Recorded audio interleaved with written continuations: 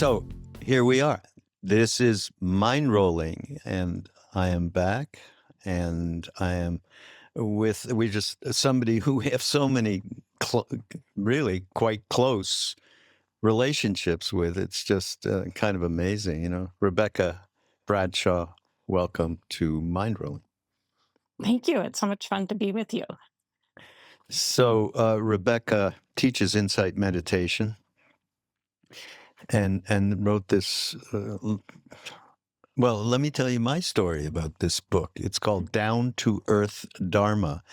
And my interest, you know, in any of discussions around consciousness, etc., the path, down to earth is a term that I would use for what mind rolling does, and just getting it out of any esoteric or hard to digest, especially if you're not, in this case, a Buddhist.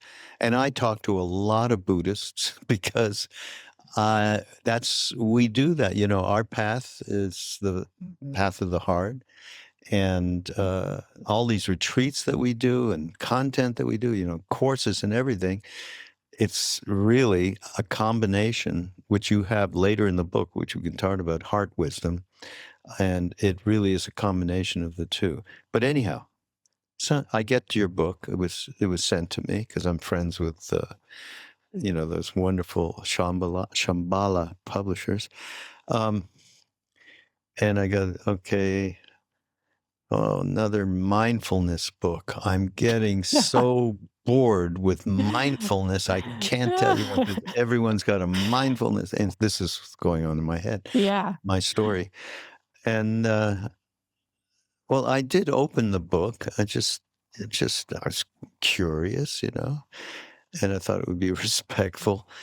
And it was down to earth Dharma. It was great, Rebecca. There's a lot in this book that I think can be really, really helpful. But how about telling us about your journey? I always want to know that from people about their waking up journey. I mean, like from early childhood, teenage, you know, how did that all kind of prepare you for that moment that we all have? Oh, wait a minute, there is a path. Well, when I was a child, we were in the Catholic Church until we got kicked out. That's a long story. And that's not good, though. No, it was good. It was. Yeah. And then my mom tried to teach us Hindu meditation, and I remember being told not to think about anything, and that didn't go very well. And then we landed with the Unitarian Universalists, and as often happens with the recovering Catholics. But then as a teenager, I became... Well, let's skip ahead to college. I got very into kind of earth-based religions. So there's the down to earth way back there, right? And then after college, I taught... Like what? What earth? I was a witch in a coven, to be honest. Oh, great. I love that. I don't talk about that too much because some people, but I figured that this podcast was a chance to just have some fun and, you know, exactly. let facts like that slip out. Yeah, pagan, all of that. And then after college, I went to teach English as a second language in Nicaragua. And I met a guy at the school where I taught, and he had done this 3-month retreat, and he told me about it. And I was like, 3 months you don't talk? Wow, that's my next adventure. I was very adventurous, and I was, you know, going all over the world. And I'm like, that's my next adventure. I'm going to do that next year. So then I sat down and tried to meditate. And after 5 minutes, I gave up. I thought, this is impossible. Nobody can do this. And then I signed up for the 3-month retreat. And where? That's which one? At Barry. At Barry. At Really? IMS. Whoa. Yeah. And so that was the beginning of all of it. You just signed up for a 3-month meditation retreat without having any idea. Of course, we did that in India with Goenka, so I guess that makes sense. It's better not to have any idea because you might not sign up if you knew what you're getting into. And most people think twice about it after 2 or 3 days, yes. So off you went, and? I stayed for 5 months. I was 24 years old. Oh, really? Yeah, I was young. Got my mind kind of blown, really, honestly, but it was okay. I just took a few years to kind of put it back together in some functional. I mean, I was functional all along, but to put it back together and, to integrate, you could say, what I went through. And yeah, then just never strayed too far from IMS, from Insight Meditation Center, and, society. Vipassana. And yeah, I found my home. That's how I felt. I had found my home. But just in terms of your your perspective, world perspective, meaning world spiritual perspective, Buddhism had, obviously some people, this is just perfect, no self. And it makes a lot of sense. Non-duality, all of that kind of thing. And other people, like, this is completely opposite of their view. And then other people, wait a minute, I don't know if there is a connectivity to everything unless they, took some acid or something. So how did you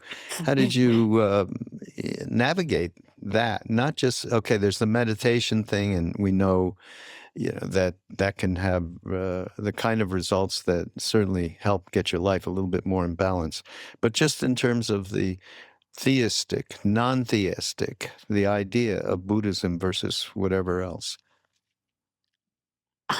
Honestly, I didn't care much about any of that. Yeah. All I cared about was what happened when I sat and looked within, and the freedom that I could find from doing that. And all the theory, like the concept of not self, I don't really care about the concept. I care about how it feels, how self feels, and how not self feels. So I approach it from the heart and not the mind. Which, by the way, is another central part of this book, and I think why you wrote it, is around coming from a feminine point of view. Yeah. So what I call the feminine archetype. Yeah. How did that appear to you as something to have the initiative to do? There was a certain sense for me that the way the Dharma was or is presented, it's subtle, but the way it's presented in Vipassana communities kind of worships, it seems, and also the early Buddhist scriptures, because my lineage is based in the early Buddhist scriptures. They have I think, a decidedly masculine flavor to them. And which wouldn't be surprising because they were preserved by monks for 2,600 years. Male monks, male monastics. And so there's this emphasis on like transcendence and energetic striving and independence and all these things that are in the masculine archetype when we're talking archetypal energy. And they felt like that there wasn't some balance was missing. That's how it felt to me. And that a lot of it had to do with dropping into the heart, dropping into the body, feeling. Also, our culture is so imbalanced. We're a very patriarchal culture, the dominant culture, and we've internalized that. And so we're fascinated with the mind and action and goals, power. Well, that's what happens, like misuse of power happens when we don't have the masculine balanced with the feminine. Right. So, so I started thinking about, what would the Buddhist teachings look like if they had been preserved by nuns for 2,600 years? Yeah, right. That's an interesting thought. I've never even considered that. Yeah. I mean, there are some of the greatest stories that I've heard from Joseph and Sharon and Jack about their teachers. Deepama is probably, to me, the most powerful. Sharon's been on a gazillion podcasts. And yeah, when she talks about her in particular, it's quite special. Did you meet her, by the way? She was at that first retreat. She was one of the teachers at that first 3-month retreat that I did. She wasn't my personal teacher, but yeah, she was there the whole time. She spoke, I'm sure, Dharma talks, Yeah, no? yeah. What was that like? She, Tell me about that. And that, that interests me a lot.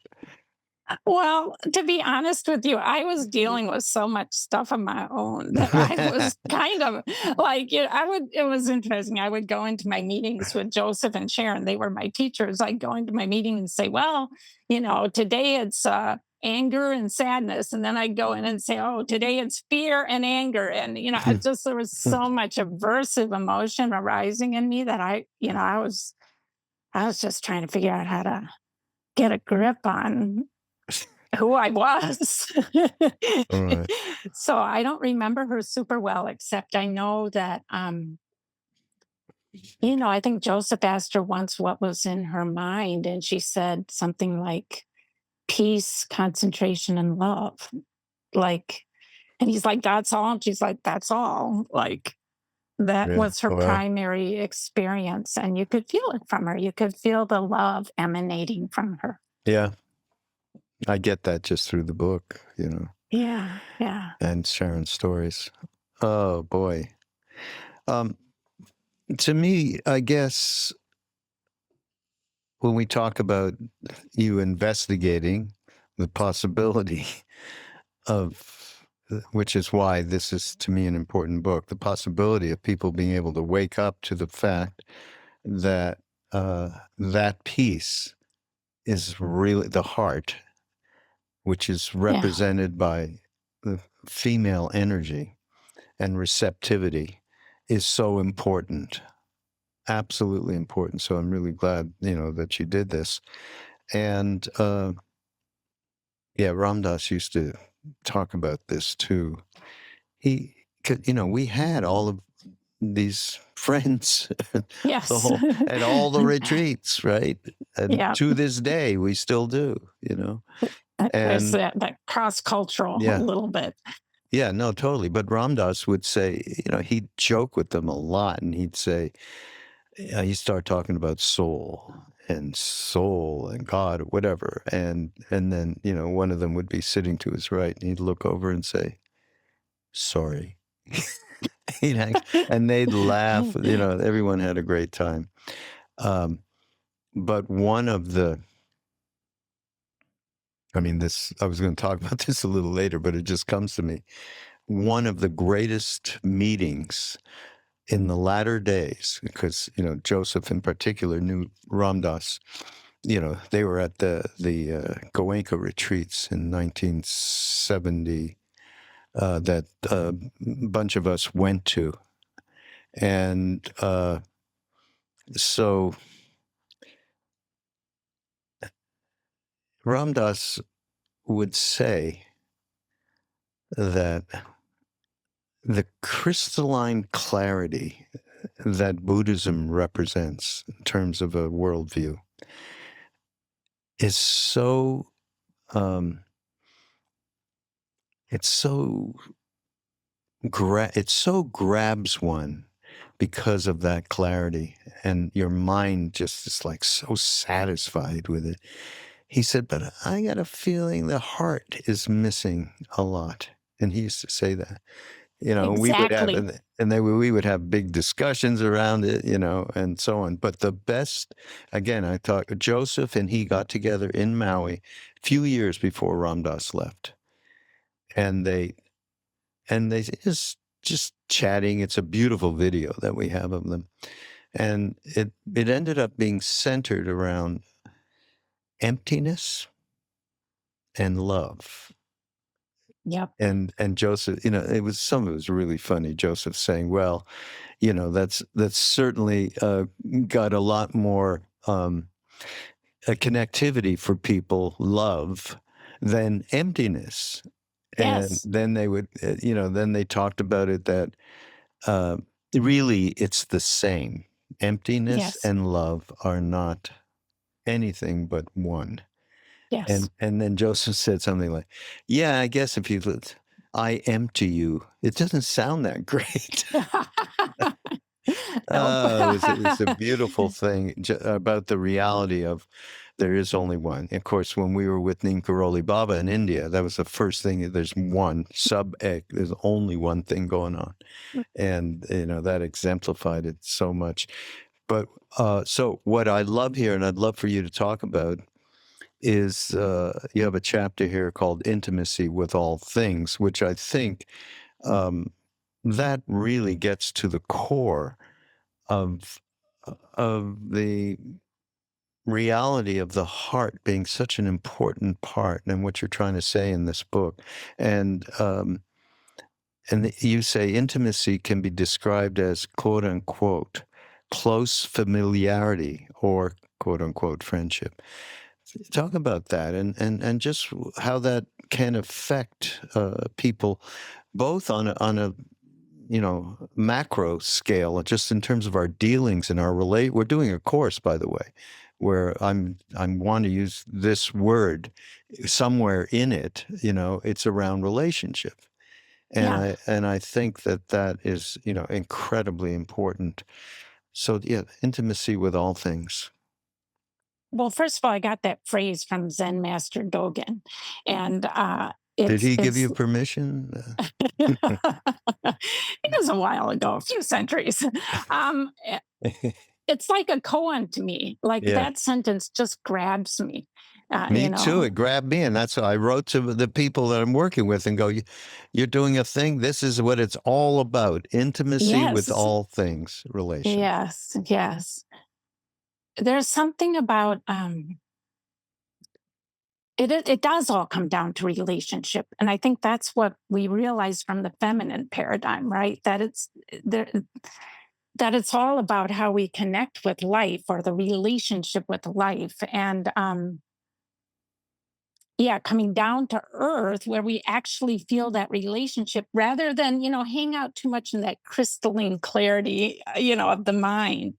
um I think that is the more masculine aspect of practice, and then the heart and this intimacy is more the feminine aspect. And then, like you said, they're one and the same if you really explore them deeply.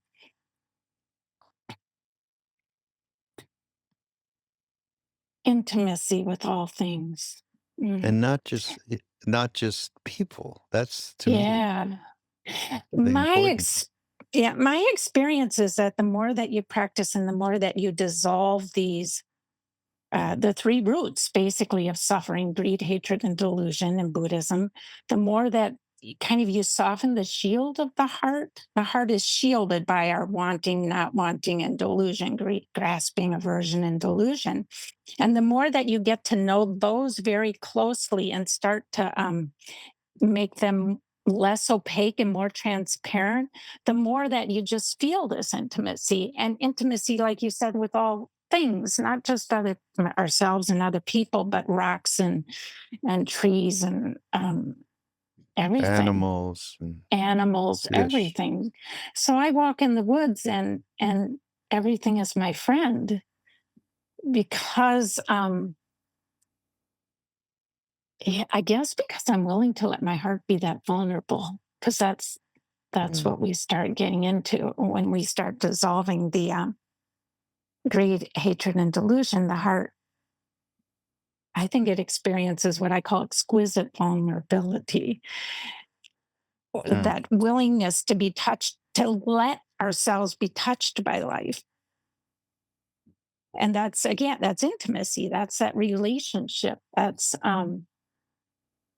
yeah, that's that connection that you talk about. Mm. Now, people obviously, especially in these days of the psychedelic revolution, people are experiencing this obviously through entheogens. And of course, we were back then, we were right in the middle of it, talking about Richard Alpert and Tim Leary. But that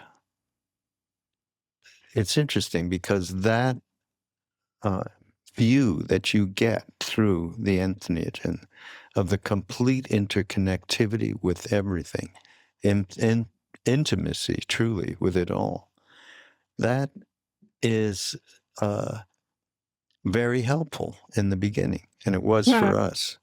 Ram Dass used to say, I don't know if I would have, quote unquote, grokked or really totally got this being that we were hanging out with if I had not, gone out of my rational stuff through the use of that. But on the other hand, meditation is quite similar if over a period of time you have right view and you're not, there's so many ways in which meditation is just another addiction that can be as well, or a way of describing oneself, or a way of a story that we tell ourselves, and so on. So I think, again, that when you add in this, or make people aware, because it's not adding anything, aware of the fact that the heart is such an important part of this. Through that heart, you can see what you see on a trip, or through a piece of music, or through a teacher, or so on. Yeah. You can really be there once, as you say, you let some defenses down and around protecting what it is. We have so many different ways in which we tell ourselves stories about how this is the way it is, that certainty. And I like what you call fresh seeing. You talk about that. Talk about that a little bit, because I think that's another outcome that's really important. Yeah, we're trying to actually relax what we know about the world. Yeah. So again, this fits in the masculine and feminine paradigm, because the masculine paradigm is logical, rational, knows, intellectual, all good things, right? And the feminine paradigm, however, is comfortable not knowing, is more intuitive, right? Yeah, and so you can get this flavor, I think, by kind of receiving things rather than going out to them. So we're used to our attention, like, so we look at a tree and we go out and we look at a tree and we know it's a tree. And then we stop. We stop being curious about it because we know it's a tree. That's the logical cognitive mind. But when we soften the gaze and let the tree come to us, then suddenly it's like magic. It looks completely different. It looks like it is, actually, not like our idea of how it is. And so we try to do that, like, with everything, see everything more as it is, not overlaid with our interference, as I call it, our meddling. Because as soon as we kind of go out to things and know what they are, the next question in the mind is, how can this be useful to me? And again, that's a good thing. We need that, right? But then suddenly we've distorted the thing, because we're starting to be very selective about it. And so the receptive energy allows things more likely to be more as they are. Not to mention the judgmental thing that we have going. Yeah. So now, one thing we talk a lot about, or, when we're speaking to the efficacy of meditation as a practice, is, okay, most people do say what you said. You sit down, you've never done it before, you try it, and you go, what do you mean? I can't do this. My mind, I'm just a billion thoughts a second. It's not. Yep. And then you start to maybe talk about what thoughts are. Where I just did a podcast with Joseph, actually, you'd like it, with my son. And my son asks him, talking about down to earth kind of questions, right? Well,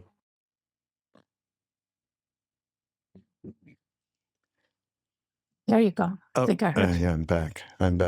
Okay, everybody who's editing, you're going to have to edit this out. Okay. That's the edit we're going to do. So my son asks really the kind of questions that most people would be interested in. Not, again, the practical, down-to-earth kinds of questions. And it was around, okay, these thoughts, and they don't stop, and then I do this, I do, all of it. And Joseph was so great around thought. He was like, what is a thought? It just goes boom, boom, boom. It's going by. Is it necessary to pay that kind of attention on each one of these? And so on. He went on. I mean, it was really super. Everybody out there, you should listen to Joseph Goldstein. He's so great at the one-liners. I remember one time in that first retreat, I went into him and I was judging everybody. I was going through a judging phase, and I thought I was a terrible person. And I told him what a terrible person I was because I was judging everybody. He listens to me really kindly. And then he says, it's just a thought. And something, I was like, oh. And it changed everything, He just it's just a thought. Oh my God. He does have great one-liners. Yeah. He when he was with us in Maui, somebody was driving him around, one of Ram Dass's caretakers, actually. And young guy, he's on the path for a few years, whatever. And he said, Joseph, if there's anything that you could tell me, one thing that would help me on my path, what would that be? And he said, stop grasping. Guy went, okay. 20, 30 years. Yeah, easier said than done. Yeah. So you say the mind is the originator of all actions of body and speech. If we can restrain the tendencies towards greed or hatred at the thought stage, we are more likely to act ethically in the world. Lessening our attachment to and identification with our thoughts gives us some choice about thinking. The moment of awareness of thought is a powerful one because it gives us some space to decide if a thought is worth thinking. Yeah. We can differentiate between wholesome or helpful thoughts and unwholesome or harmful thoughts. We can choose not to feed the unwholesome thoughts by letting them go and nourish the wholesome ones by knowing them with mindfulness. And you say, I employ a general rule not to believe my thoughts after 8 p.m. and let them go. I love that. Yeah, just be, oh, yeah, okay, you do. Maybe even just start with 3 to 5 in the afternoon. Don't believe any of that. Your low period. No, it really works because you're like, it's 8:30 and you start worrying about something. And I just say, oh, wait. Not now. Tomorrow at 9 a.m. I'm happy to think about this because at 9 a.m. that's my high energy time. That's a good plan. But you also, say things like, you can, when you're having dark thoughts, you're not saying that, but same thing. You can bring to the table, so to speak, thoughts of, something positive. You can actually make a change in the moment, and then just bring in, and mostly it's around, for all of us, we're not good. We're bad, Yeah. And so certainly thinking about the fundamental goodness that is in each one of us and finding a way in there to supplant this darkness, which really is around, fear and anger, as you said, is super available to all of us, Yeah. I mean, here's my own example. I love a big practice for me is chanting, Krishnadas and all of us, we brought that back. He's, of course, way out there doing it, and people are getting the idea. And in that process, there's more of a relationship, not with the process of chanting, of not being that, the person who you're reviling is so bad. It's the person who is true nature, the Buddhists would say. It's just connecting to the true nature. And I think that's possible. Everyone, so in fact, of course, for us, we have the fortune of the Hanuman, Hanuman, the Yeah, monkey a god. little bit. Yeah. Yeah. So there's a prayer we brought back that absolutely you do it. I mean, and you're just as if you went to a 2-week meditation course. Not quite, but so, but what I'm trying to say is every one of us has a relationship with a part of ourselves that is fundamentally good. And there is a way to bring that out. I mean, I think you talk about this, no? Yeah. Yeah. Right. I mean, meditation, it kind of brings out all kinds of surprises. And some of the surprises are like, oh my God, the depth of anger that comes through this being. But then some of the surprises are also positive, like, oh, I didn't know I could feel so much joy, or I didn't know that my heart could be so open. And so, we start to learn also the depth of the beautiful qualities of our heart that maybe we haven't kind of allowed space for. So, yeah, definitely. I think it's a good practice, though, for people to actually, when weird thoughts, dark thoughts, whatever, anger, emotions come up, is to be able to stop, pause. I mean, that meditation that it's called RAIN. I think the RAIN meditation. That's good meditation. Yeah, that Michelle McDonald coined that term. Oh, really? I thought it was Yeah. Tara Brach, but she's the one I got it from. Yeah, she borrowed it. Yeah. Sorry, Tara. But that ability to pause, and then you can actually, in that moment, connect with that other place, which is the truer place. It's a place where, again, that deep-seated caring, kindness, everything His Holiness the Dalai Lama talks about. Yeah, yeah. There's also the possibility of it's just a thought. Like sometimes I have like mean thoughts and I laugh at them. They're funny to me. Right. Yeah, It's kind of like, oh, look at that. That was a real doozy. Wow. Yeah. That's And Ram so, Dass's methodology for sure. so just not to take our minds so damn seriously.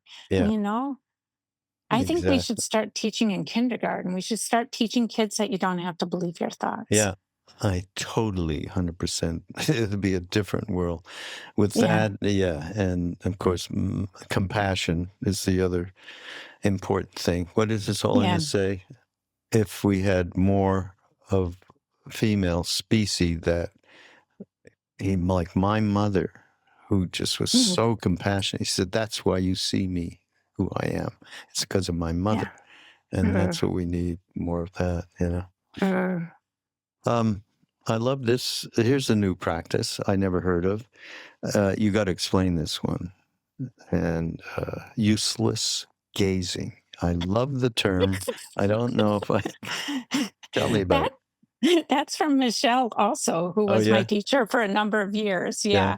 And there came a point I was a good yogi. I was a super yogi. I did it all really good. Oh yeah. Except at a certain point, my practice started to become too imbalanced. I don't have to get in the details, but it wasn't good for my nervous system.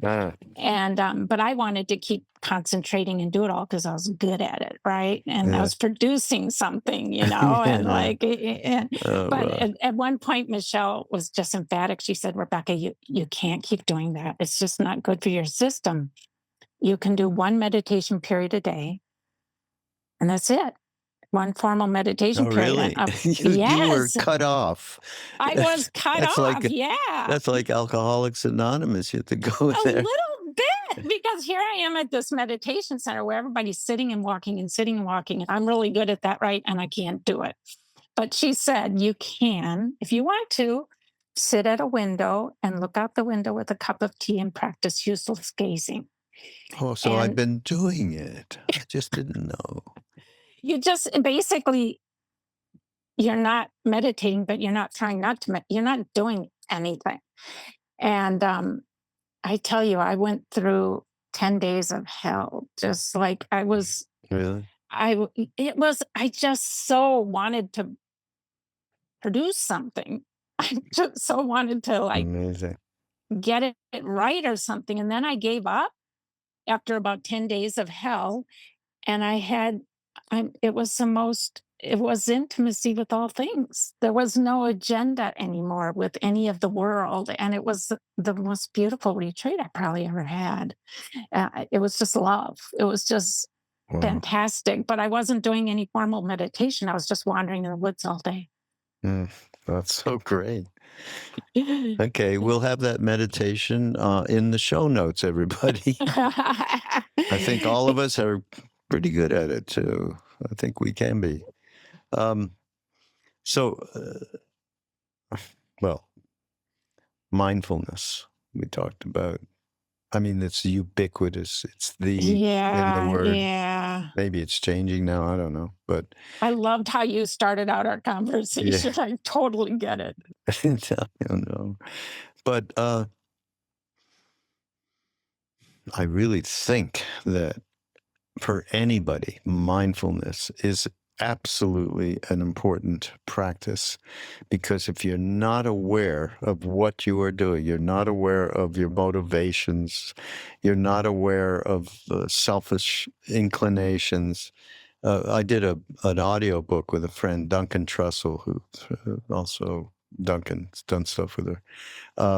He's a major podcaster, and it was the movie of me to the movie of we. And we got into exactly mindlessness, habitual patterns, neurotic tendencies, how we grew up, and we used ourselves as examples of us all, basically, until something woke up. And certainly mindfulness is absolutely a backbone to helping to wake up. I mean, for sure. Obviously with meditation. But I love what you said here. Mindfulness practice engenders emotional honesty. And that's the thing that we have so many defense mechanisms, so many stories we tell ourselves, that honesty is sometimes a tough sell. Talk about that. Well, it reminds me of that first long retreat I did. And I had gone into that retreat thinking that I was pretty together, you know? And I was just kind of shocked at what my emotional truth really was, which was a lot of the time it was anger, fear, and sadness. And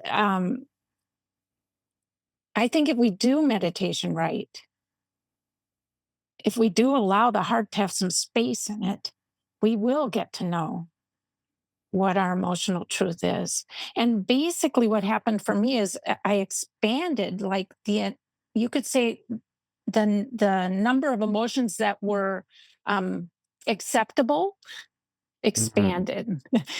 So before I went into that retreat, there was one major emotion, and that was anxiety. That was like how that was where I put everything.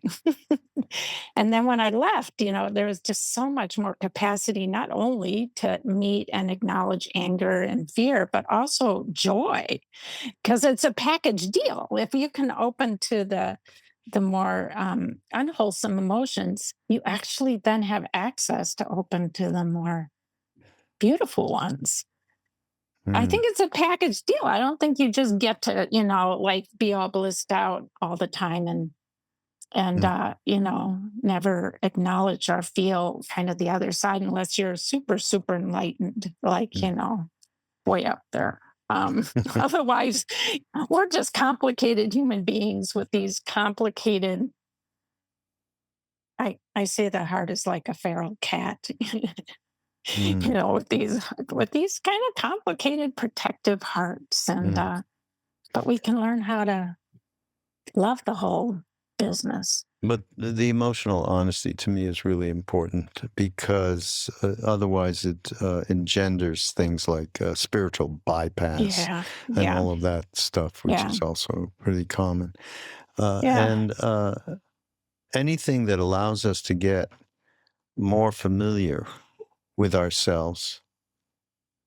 Sorry, my dog's having a bad dream. You see. There she is. Oh. Anything that gets us more straight about what those motivations are, how am I circling around something using spiritual terminology to make it right? I think that is absolutely crucial for us. And that's why I love the emotional honesty, part.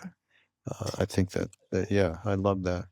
And I think if your meditation isn't balanced with the feminine paradigm, you have a greater risk of kind of the spiritual bypassing and the using concentration, for example, to suppress things and then believing that we're kind of enlightened when really we're just kind of secretly uptight. Goofy is what we are. And then, of course, one of the other foundations, which is a real problem for everybody, is impermanence.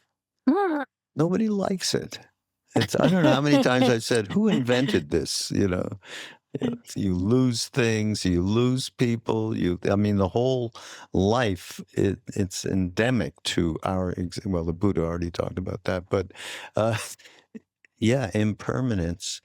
And how do we get close to impermanence without it creating these closed doors in our minds, or we're shunning the intimacy with all things. Slowly. Yeah. That's why it's a long path, because our heart has to be able to it takes time to accommodate to the truth of impermanence for all the reasons you said. We don't like it. We want things to be stable. I mean, in some ways, our whole practice is watching how we try to stabilize everything through control, right? Yeah.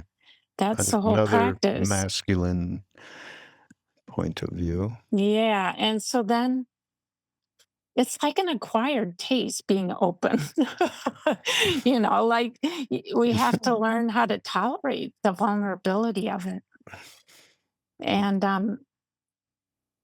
it's like when we see the beauty of being open, which means being in touch with the fact that everything changes, we're motivated. But then the feral cat part of our heart goes, no, I don't think so. I think I'd like to control things. Thank you. That's my preference here. So we control for a while and we see that that's dukkha and it's not working and it's not giving us what we want. And then we go, oh, maybe I can just relax a little bit. Right. And relaxation, of course, everything changes. It just flows on and on. But it takes time. It takes a long time. And I always say life's not a picnic, and it just isn't. It's hard. I say that a lot to students. Life is hard. We're kind of in a stuck situation. Yeah. Well, again, Buddha said it all. He's suffering, and there is an end to it, and here's what to do about it. Meditation is a personal exploration of change. That's good. I like that soundbite. Yeah. Really. Each breath changes, each moment changes, breathing, thinking, itching, craving, hearing. And life is flow, and we are always in transition. The more we are, the more change we see. Yeah. Yeah, it's hard to get friendly with Anika. Yeah, I agree. Here's I was in a meditation course with, I just mentioned this to someone yesterday, with Goenka back in that day. And every, we're in, the scene 10 hours a day. And with Goenka, there was no walking meditation, so it's even worse. He used to talk about your knee falling off. And a woman in front of me went into Kundalini from meditating, right? Yeah. That concentration got her so there, and her karma got her so that the whole flowering of the Kundalini happened, including her, it was as she was making love, okay? It was, the whole room went dead, okay? I'm sitting there going, whoa. I was right behind her. I couldn't believe it. And then suddenly Goenka, in this booming voice, Goenka was a famous meditation teacher, everybody at Vipassana, and was part of the reason Vipassana is here in this country. He had a big barrel, he was a big barrel-chested guy, and he went, Anitya, like through him. I mean, it resounded through the whole room. Everything stopped in that moment. She stopped. Everybody else, all the crazy projections that were going on, it all stopped dead just with one word. Change. Yeah. Yeah. So, oh, God. Yeah, there's so much great in here. By the way, here's the book, everybody. So let's put a picture of it. If you're on YouTube, but if you're not, Down to Earth Dharma, Rebecca Bradshaw. If you're not, it's going to be in the show notes. Anyhow, we're going to give a link. Is it out yet, Rebecca? Yeah, it came out in November. Oh, it came out at the end of last year. Okay, so we'll put a link up. There's so many great themes in this book. Uncertainty is the only certainty, which goes back to the anitya, however they say it. Anitya, yeah. And my 8th grade science teacher, he was the first one I heard that from. Really?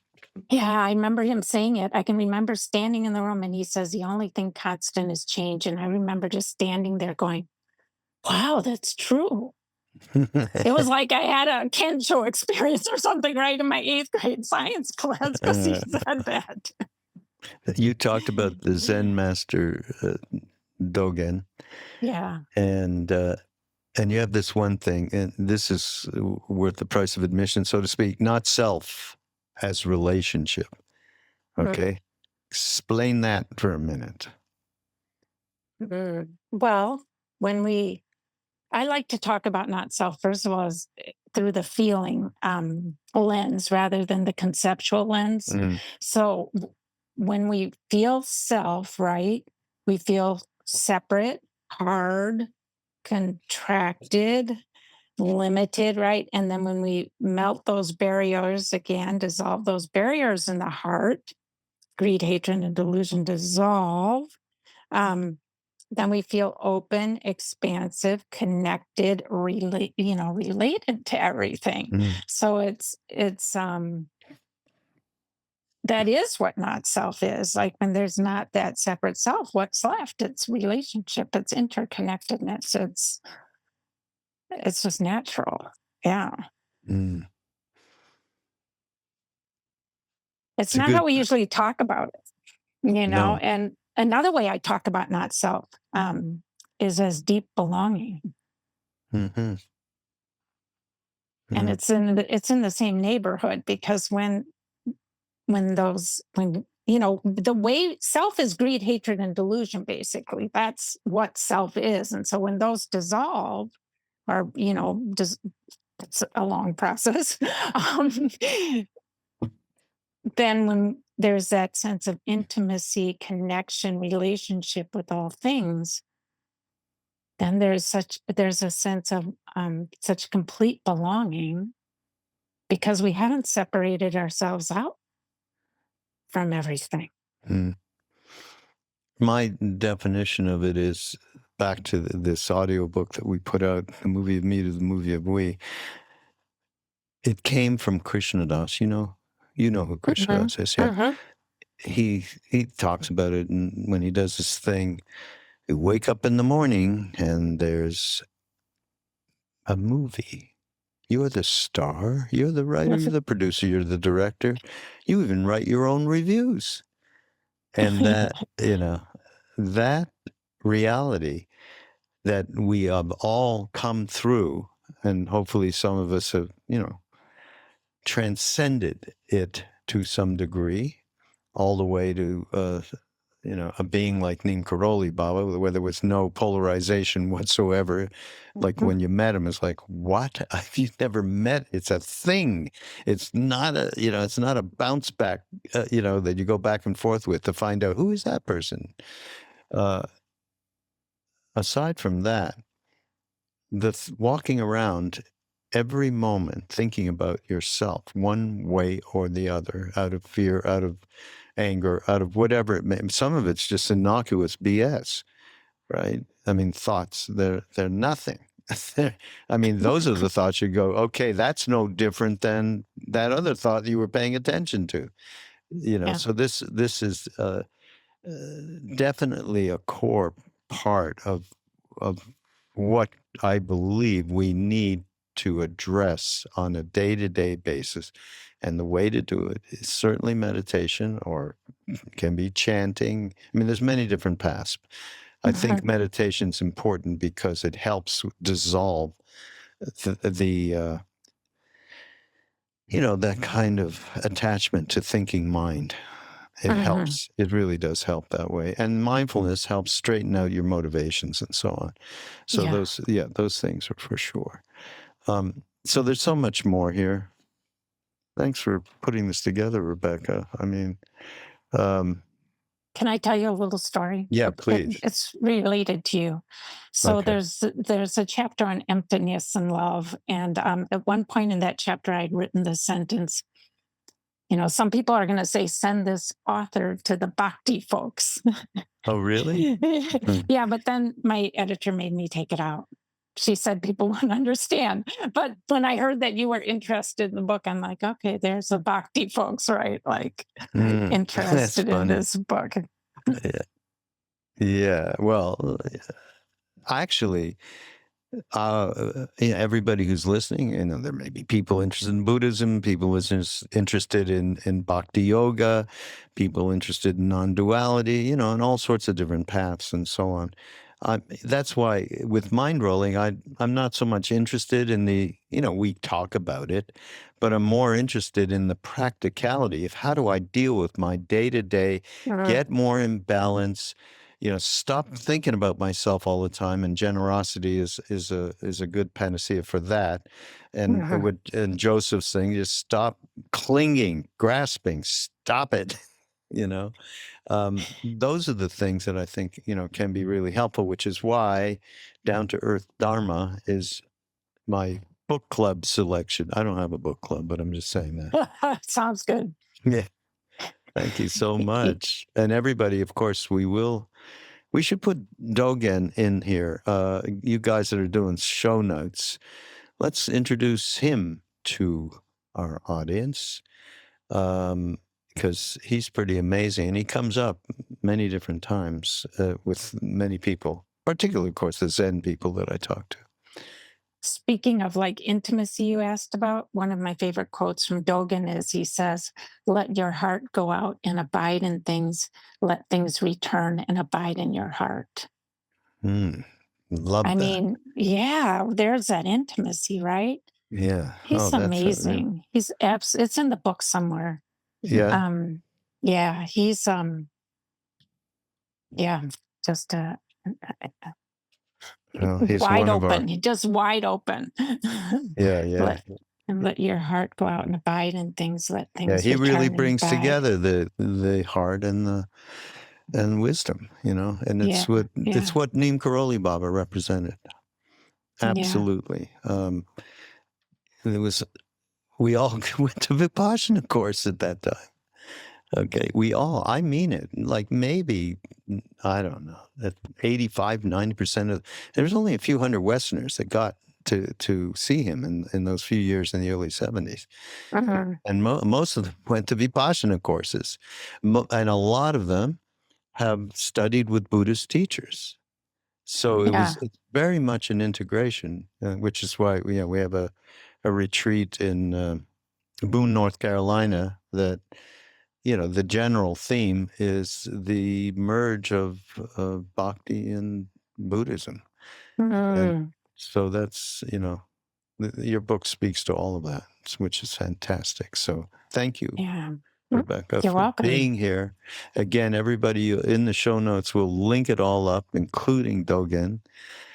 And we will see you next week. Go to the BeHereNowNetwork.com. There's Mindrolling, which is this podcast. And then you get, of course, Ram Dass and Alan Watts and Krishnamurti and Jack Kornfield and Sharon Salzberg and Joseph Goldstein. We got it all. So again, thank you. And we will speak to you soon. Bye, everybody. Thanks for having me. Great to be with you. Thank you.